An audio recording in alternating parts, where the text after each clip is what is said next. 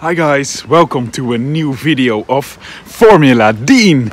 In this video we'll look back at the Baku GP of 2021 and what a race it was. The Baku GP was a race with two phases and mixed emotions flying around.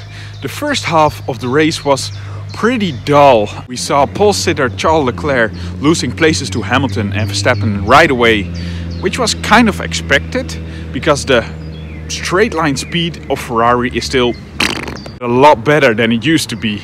After that, the second part of the race became very interesting, as you would expect from a circuit like Baku. Before we have a look at the winners of this Grand Prix, let's take a look at the losers with, on first place, Pirelli. What did they deliver for this race? I saw some news articles where Pirelli was telling that it was because of debris, most likely debris, but this was also what Max Verstappen said right after the race, that Pirelli would probably blame it on the debris. I'm not really sure. It looked like tire wear, but there were no signals or no warnings, so it might as well been debris. But I'm also pretty sure Pirelli would not admit they delivered some bad tires this weekend. What was Valtteri Bottas doing all weekend? Oh man, where was his speed? I saw this picture on Twitter, which kind of had me laughing. Yeah, where was he? Was he still at the airport in Finland? I don't know. But I'm really curious because Lewis seemed to struggle as well in free practice 1 and 2 and also in 3. But he managed to alter his setup to a lower downforce setup and he had the speed in the straights. But why didn't Bottas, when he saw that, immediately also change to that setup? Was it because they only had one of these rear wings? I'm not sure, but I'm also quite curious about Valtteri's opinion about the setup. Loser this race for me came after the race, when I saw images of Mick Schumacher trying to overtake Nikita Mazepin on the straight, and the way Nikita defended himself on the straight to his teammate for no points.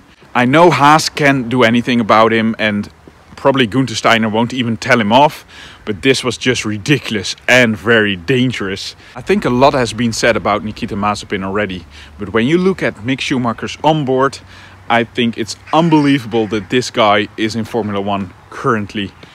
Well, what can you do about it? It's all about that.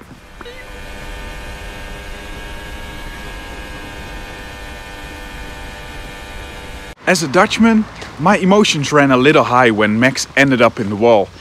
I couldn't sit straight on the couch. My heart rate was like 200 maybe.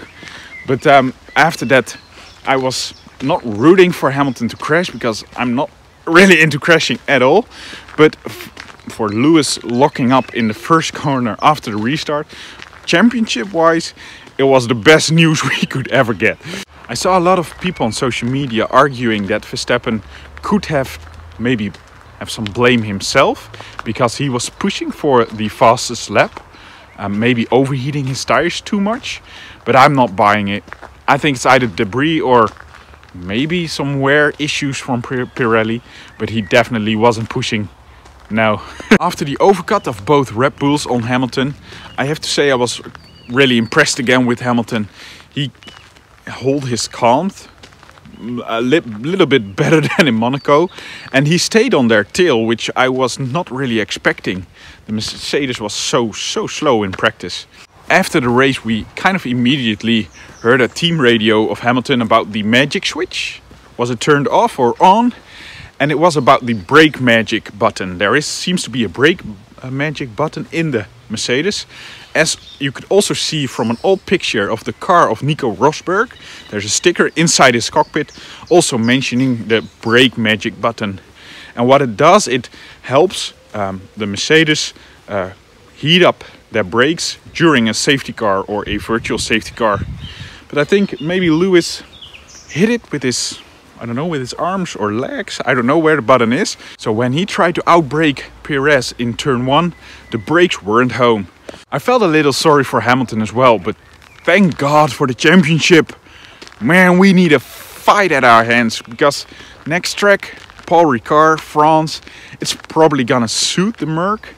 And yeah, I don't even think the Red Bull will be close to them. Where I'm really curious about is who in the Formula One management, or the FIA, is in favor of racing at Paul Ricard.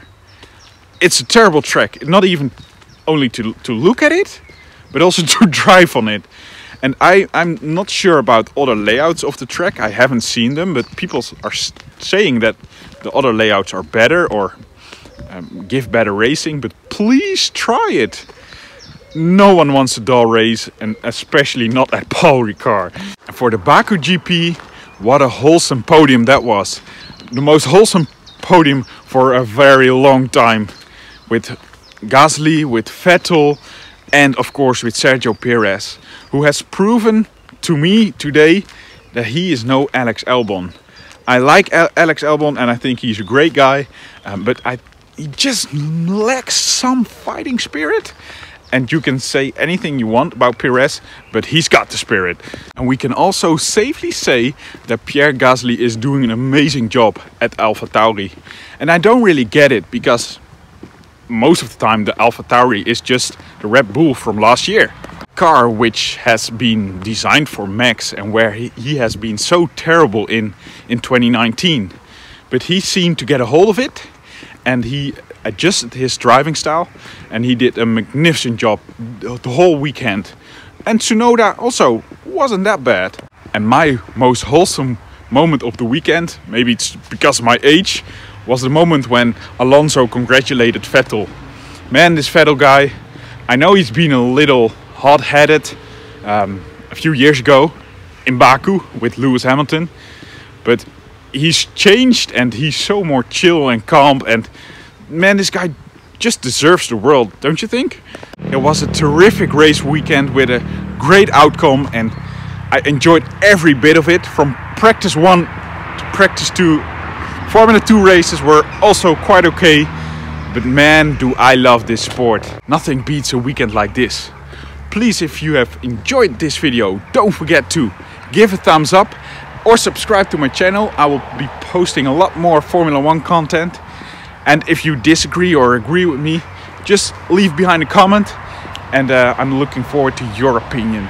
Please let me know. See you in the next video. See you later. See you then. Bye bye.